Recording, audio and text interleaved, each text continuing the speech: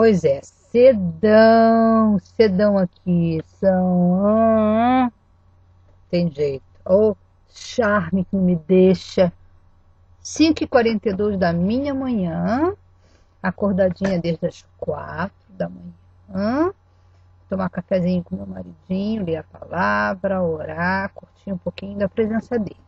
Mas hoje a gente está aqui para ter a nossa primeira conversa sobre aulas de inglês. Gente, não esqueci não. Parece mentira, né? Eu não estou trabalhando aqui ainda, assim, formalmente, mas é tanta coisa que aparece para a gente fazer. E essas coisas de computador, fazer filmagem, botar legenda, parece não. Isso toma um tempo tremendo. E eu não tenho tecnologia. Se eu for para a rua agora para pegar uma paisagem melhor, vocês só vão ver escuridão, que está super escuro. E aí, se eu for mais tarde aparece uma coisa, aparece outra, aparece outra, aparece outra, aparece outra e eu não faço mais nada. Eu sou dona de casa aqui também, pensando que esse meu canto aqui embaixo ele é grande, tem que limpar, né? Tem que lavar roupa, tem que passar, tem as coisas lá de cima que eu ajudo também. Mas isso é outro assunto. Aqui não sei se está muito escuro. Se estiver muito escuro, a gente faz assim. Mas eu acho que dá para vocês me entenderem. A gente vai começar hoje, efetivamente, o nosso, digamos, curso de inglês. Nossos momentos para tentar passar para vocês um pouquinho desse idioma. Que não é difícil não, hein? Difícil é o nosso. E se nós falamos o nosso, a gente pode falar inglês. Eu, como professora de inglês no Rio de Janeiro, sempre me dava as turmas mais complicadas. A turma dos traumatizados, os adultos traumatizados. Sabe, aquelas pessoas que tentaram, desistiram e, por fim, odiaram. Passaram a ter um ódio mortal, uma relação de ódio profundo com o idioma, mas por questões de trabalho, de oportunidade de trabalho, tinham que aprender o idioma. Então, esse tipo de aluno, dito aluno complicado, caía tudo na minha mão. Então, eu tinha a turma dos adultos traumatizados e complicados com o idioma inglês. E o que eu vou fazer com vocês agora é justamente a primeira aula que eu sempre dava para eles, a primeira aula, o primeiro encontro, tá? Bom, vamos começar assim, primeiro. Gente, a culpa é de Adão e Eva, que pecaram, e depois a culpa foi lá do povo, que quis fazer aquela torre de Babel. A culpa é deles. Foi por causa deles que existe um monte de idiomas diferentes. Mas também gerou um monte de emprego, né? Vamos ser sinceros, gerou um bocado de emprego, né?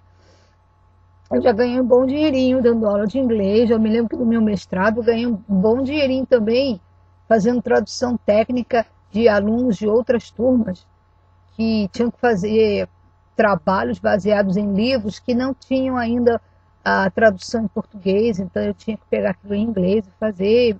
Médicos que quiseram, no meu trabalho pela White Martins, eu tinha que traduzir planos de marketing do português para o inglês, do inglês para o português, e essas coisas assim.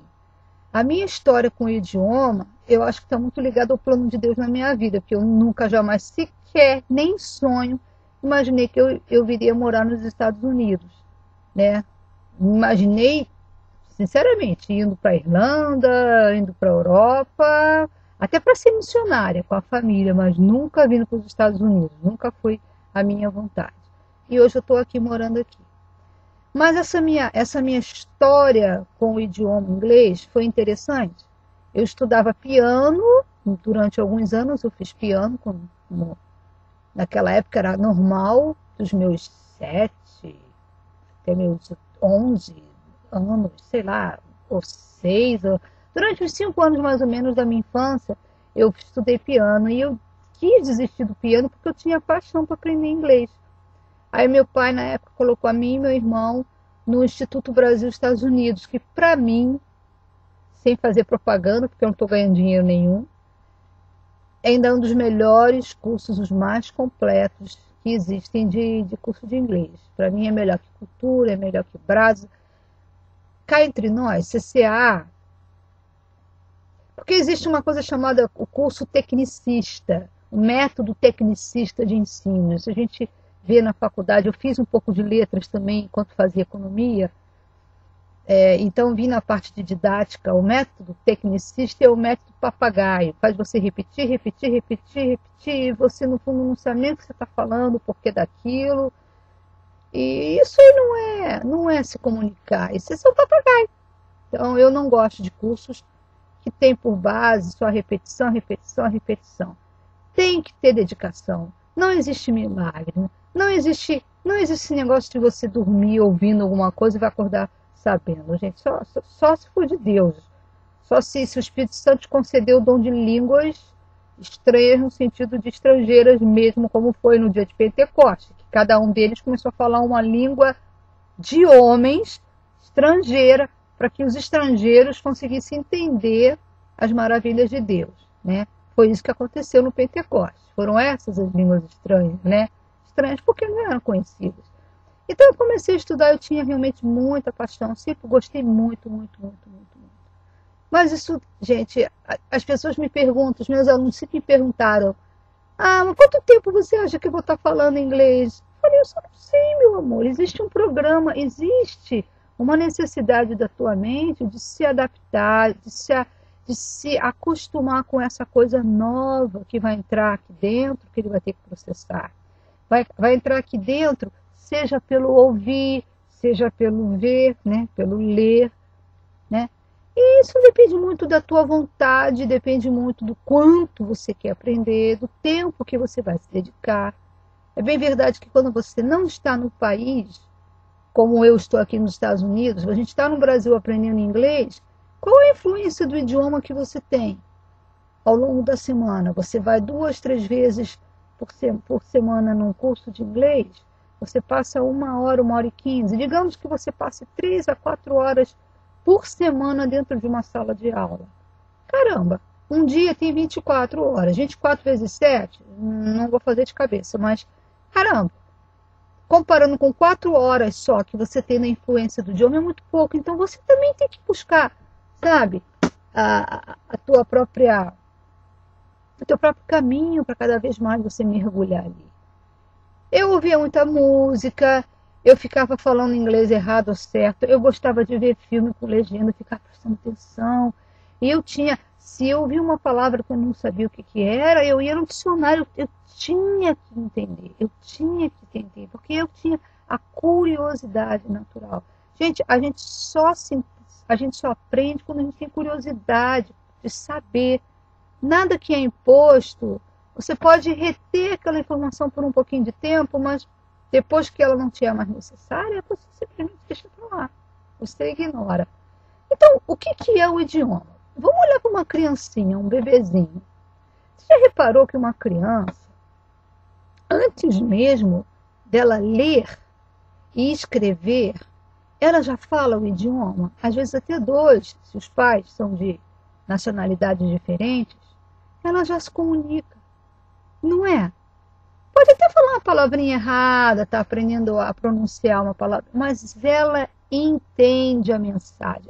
A mensagem dela para com os outros, dos outros para com ela, é estabelecida, a comunicação é estabelecida. Por que isso? Porque, primeiro, ela nasce, a mente dela é como se fosse um HD. Quando você compra um computador que ainda não tem nenhum programa instalado, nem o Windows, nem o outro que seja que eu esqueci, seja lá o que for, está branquinho, ainda vai instalar as coisas, está branquinho.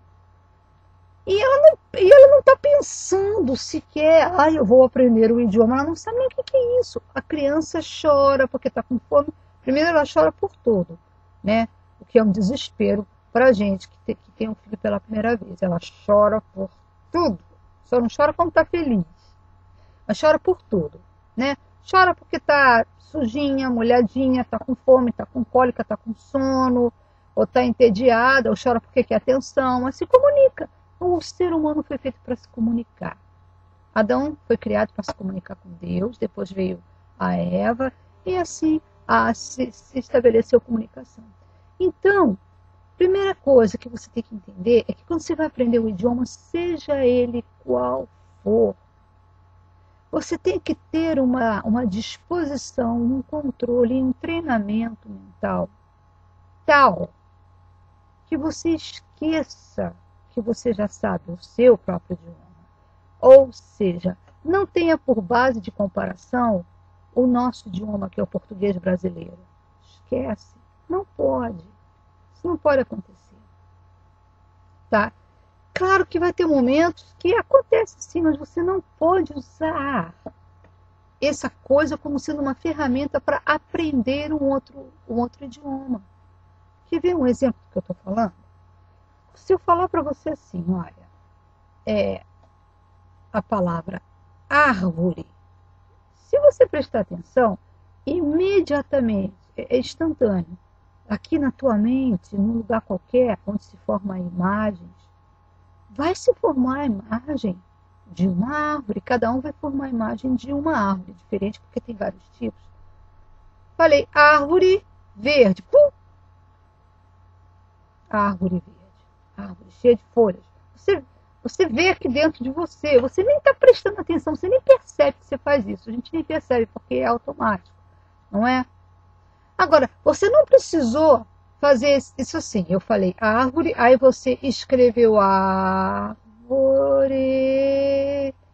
na tua mente para ter o sinal de igual, aí aparecer árvore. Ah, tá, já é automático, eu falo árvore, parece árvore na tua mente. Eu falo copo, parece um copo qualquer. Eu falo lanterna, parece uma lanterna qualquer. Não é? Não é assim. Então, você não pode, dentro do idioma do inglês, árvore em inglês é tree. T-R-E-E. Tree. O que acontece é que quando a gente quer aprender o idioma qualquer, no caso o inglês, e no caso a gente fala português, se eu falar para você tree, aí você vai pensar assim, olha só o tempo que o teu cérebro vai perder. Tree, eu já decorei. Tree quer dizer árvore. Ah, aí vem a imagem da árvore. Não. A ideia aí é você começar devagarzinho, sem pressa, sem estresse. E quando eu falar tree, a mesma imagem da árvore já vem na tua cabeça. Se eu falar por exemplo, glasses, se bem que glasses no plural é óculos, ou uma palavra mais própria para óculos é spectacles. Se eu falar spectacles, plim, já vem na tua cabeça, você não pode fazer a ponte. Spectacles, é óculos. Ah, óculos. Olha, porque a comunicação não se faz só em uma palavra, é uma frase, um monte de blá blá blá blá blá. Quantas palavras em sequência eu já falei aqui? Verbos, artigos, substantivos, adjetivos, quanta coisa eu já falei aqui para estabelecer uma comunicação com vocês. A mensagem, às vezes, não é só de uma palavra, não é? Então, essa é a primeira coisa que você tem que entender, que acontece para qualquer um, tá? Então, estabelece isso. A sua mente vai ter que, na hora que você se propõe a estudar o idioma, tem que ser uma folha em branco. Não tenta relacionar o português com o inglês. Até porque a gramática difere bastante. O vocabulário nem se fala. O que é muito parecido não é coincidência, não. É porque, assim como o português, o inglês, ele também pegou algumas coisas do latim. Tá? O português pegou muito mais. Então, acontece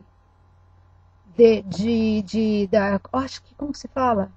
A epistemologia da palavra, quer dizer, a origem da palavra ser a mesma raiz. Aí ficou assim para um idioma e ficou assado para outro idioma. Tá bom? Quer ver uma coisa que as pessoas erram muito? A palavra actually. A-C-T-O-A-L-L-Y.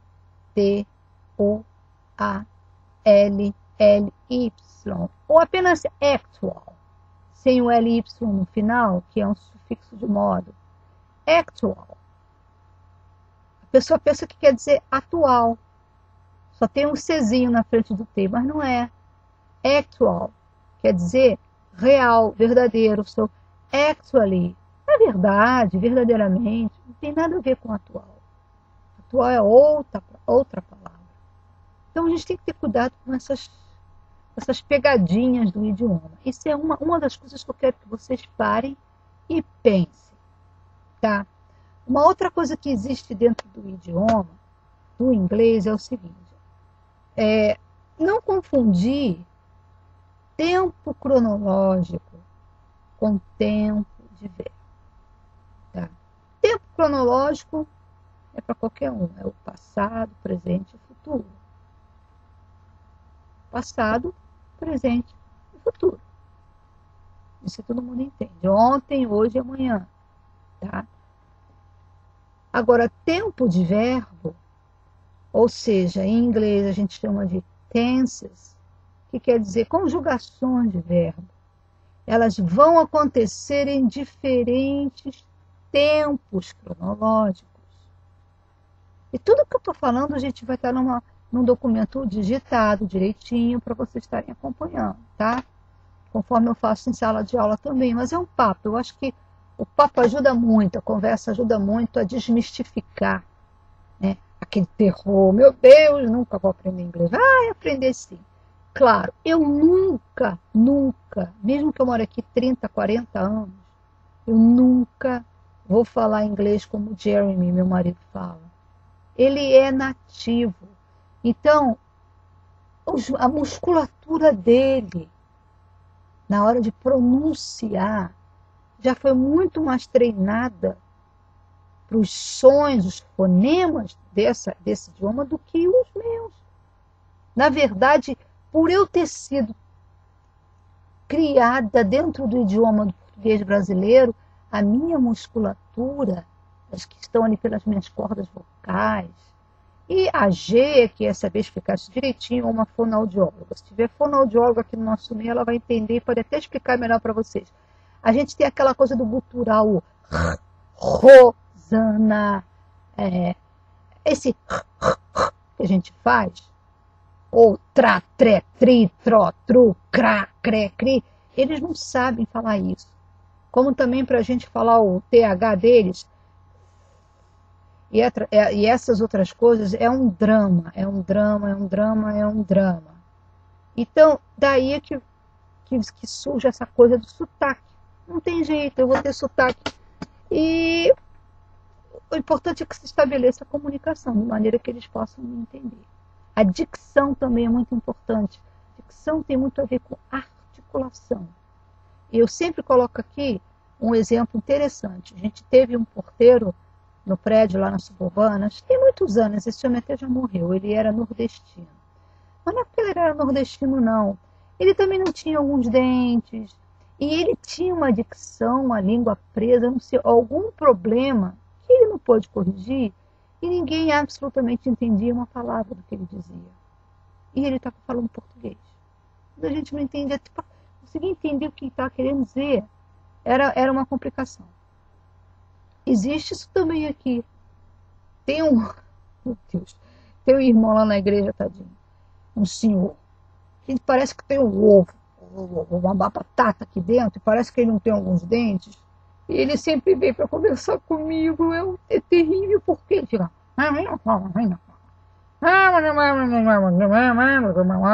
E eu só faço sorrir, eu não sei se eu deveria estar chorando, mas eu estou sorrindo. Eu falei, Jeremy, pelo amor de Deus, não me deixa sozinha quando esse homem estiver conversando. E o Jeremy já falou, não, ele tem problemas. Até que um dia eu falei assim para ele, olha, desculpa, eu não sou americana, eu sou brasileira, e às vezes o que o senhor fala eu não consigo entender. Então, posso falar comigo? Fala bem devagar. Aí ele veio para mim, e mesmo falando devagar, e fica no... Não adiantou nada, mas pelo menos eu não me sinto ofendendo o homem, desprezando o homem. Não tem jeito, sabe? E vai ter coisas assim que você vai ter que falar, parar e pedir. O pastor da igreja, meu Deus, há 2 anos atrás, quando eu estava aqui também, e ele também veio para a igreja, quando que esse homem pregava, eu ficava desesperado, porque ele falava tão rápido, ele veio da Flórida, mas ele falava muito rápido. E às vezes ele chegava para mim e falava comigo tão rápido, tão alto, que me dava cada susto. Eu dizia assim para ele: pastor, pelo amor de Deus, fala mais devagar, o senhor fala muito rápido, eu não entendo o que o senhor prega, eu preciso que o senhor fale mais devagar. Mas acabou que eu mesmo fui me acostumando com a velocidade dele e hoje em dia eu entendo tudo que ele fala. E quando eu não entendo também, gente, eu falo: olha só, não entendi nada que você falou rápido demais para mim, dá para você falar um pouquinho mais devagar? Aí o pessoal: desculpa. Aí fala, às vezes fazem gestos, é engraçado.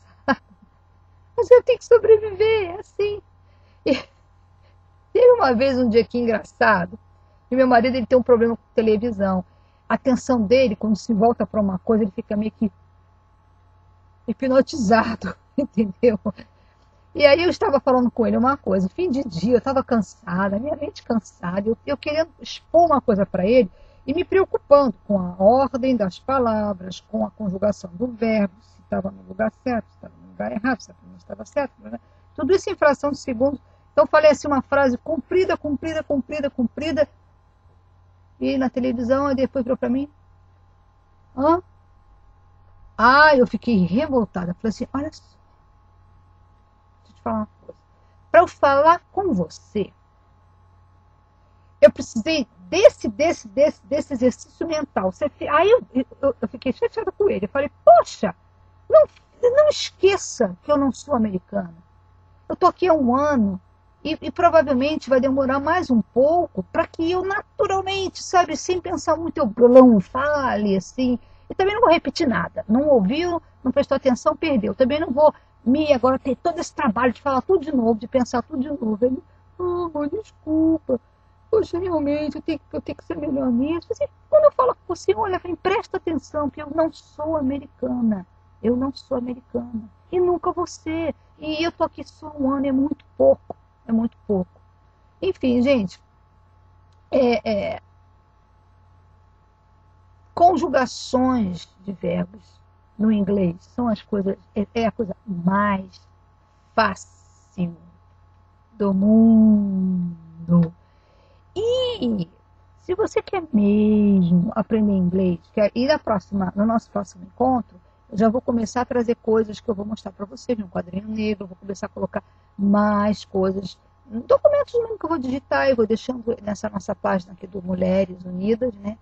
Jamais serão obesas e serão bilíngues. Também, eu quero deixar um exercício, uma brincadeira. Você pode consultar na internet, pode perguntar a uma professora de português. É interessante. Eu me lembro ainda da minha fase traumática de colégio, que também foi a fase traumática de colégio dos meus filhos. Eu não sei como está sendo dos meus netos, mas quando chegava a parte de aprender verbos, a gente aprendia na base da cópia, de ficar copiando. Presente indicativo, eu isso, tu aquilo, e era um saco, tinha que fazer não sei quantas cópias, e até hoje a gente fica assim: caramba, como é que eu conjugo esse verbo nesse tempo, nessa pessoa? E às vezes a gente até troca a palavra só para não entrar, né, em problemas. Mas eu quero deixar aqui um desafio, porque baseado nisso, eu vou mostrar para vocês a diferença. Eu ia deixar um verbo, vou ser mazinha, vou deixar 2 deveres para você, mas é para fazer mesmo, se divertindo. Pode consultar para pegar na internet, entendeu? Não precisa quebrar a cabeça, não. Chama as crianças, quem tem filho grande, para ver isso também. Eu quero que vocês conjuguem o verbo ir em todas as conjugações existentes na nossa gramática. O ir é um verbo irregular. Agora deixa eu pegar um verbo regular. Cantar. Não. Dançar. O verbo ir e o verbo dançar. Eu quero que vocês conjuguem no presente, no indicativo, no pretérito perfeito, no pretérito imperfeito, no pretérito mais que perfeito. Tragam isso e postem. E postem no Mulheres. Postem no Mulheres, porque vocês vão ver uma coisa. Mas, gente, é sério. Se ninguém fizer isso, se vocês não fizerem isso, eu vou entender que ninguém está a fim de aprender. Aí eu também não vou postar mais vídeo nenhum, porque eu preciso disso daí, faz parte, né? Eu tenho que ter essa interação de vocês, tá? E assim, que o grupo que diz para mim, eu tô afim de participar, confirma nesse vídeo que vocês vão ver, confirma. Rosana, eu tô dentro, eu vou fazer. Vai postando, vai colocando. É o verbo ir e o verbo dançar em todas as conjugações, em todas as pessoas, tá? Pessoa do singular e do plural, nos pronomes pessoais. Que aí vou mostrar para vocês, a gente vai começar a entrar direto na matéria mesmo, tá? Bom, gente, por agora é só, tá? Eu vou voltar para minha caminha, vou descansar mais um pouquinho, que tá muito cedo aqui. E eu quero ver só a resposta ao longo do dia. Vou esperar até amanhã para ver, tá? Beijos para vocês. Quem tá no tricô, eu quero saber, Letícia, como é que fica? Letícia e Denise. Letícia Feitosa. Como é que estão aí os trabalhos de vocês? Na próxima aula eu vou mostrar o meu poncho, que eu já terminei. Só falta costurar dos lados. Facílimo. O tempo aqui tá ficando já friozinho. E a gente se fala então, tá bom? Beijo para vocês. Kisses, kisses. Bye, bye.